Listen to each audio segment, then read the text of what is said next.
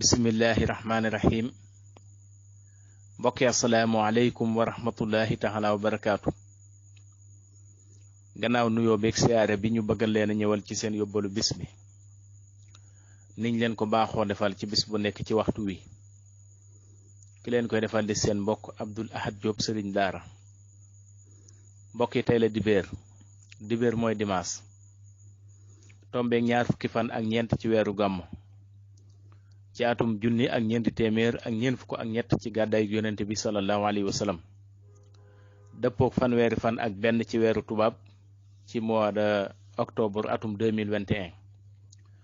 mbokki tey di ñaar fukki fan ak ñeent daa dajeeg lim bu fatt kon tey dara rafetu ci lépp lu ñuy wattandiku ci bis bu fatt dees na ko wattandiku tey jii ci ñaar fukki fan yeeg ñeent tombeeg dimanche.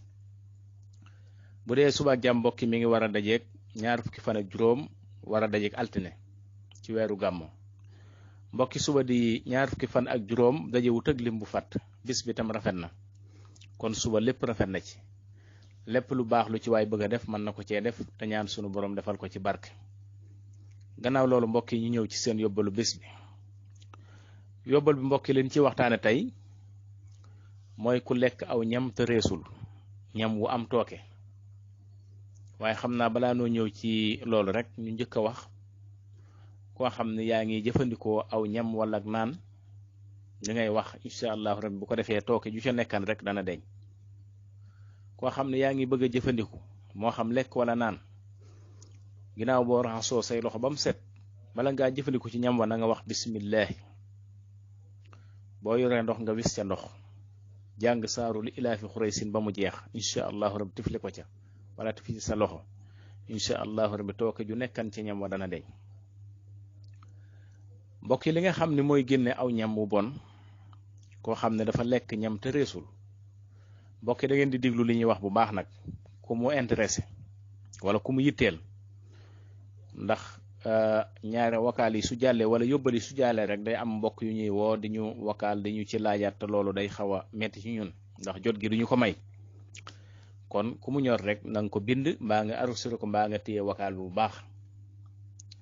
kon ku lekk aw ñam te reesul nga bëgg mu génn da ngay bind lii ñuy bëgg a wax ginnaaw boo bindee bismillahi rahmaani rahim teg ci julli ci yonente bi lii ngay bind inna la day naa an kaalan wa jahiman wa taxaaman saaxu satin wa asaban aliman.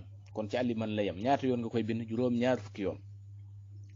inna la day naa an kaalan wa jahiman wa taxaaman saaxu satin wa asaban aliman nga bind ko juróom ñaar fukki yoon incha allah. lu muy àndal mbokk yi meewum bëy ngay wut ak sungufu xaax cooy boole koog moom saafara si. meewum bëy sungufu xaax cooy moom ngay booleeg saafara si incha allah. bu ko defee ka nga xam ni moo lekk aw ñam te reesul suba teel su fekkee sonalu ko suba teel balaa mus dara na loolu jiitu ci biiram incha allah. bu fekkee nag daf ko sonal moom waxtu ne mën nga koo jox waaye képp koo xam daal dafa lekk aw ñam te ñam wa reesul ci biiram wala ñam wu am tooke incha allah bu ko defee dana daal di génn ci saase ci kàttanu suñu borom. kon méewum bëy lay àndal ak sungu fa xaax cooy ak saafara si nga jox ko mu naan incha allahu rabbi. boo ko defalee benn yoon ñaari yoon rek daanaka doy na incha allah. boo ko mënee def suba teel nag balaa lekk dara mooy la ca gën incha allahu rabbi. kon loolu mooy yóbbalu tey bi ñu wàcc suñu kàddu foofu ba suba ak jàmm di wax wasalaamu aleykum wa rahmatullahi taala wa barakaatu. jërë ngeen jëf.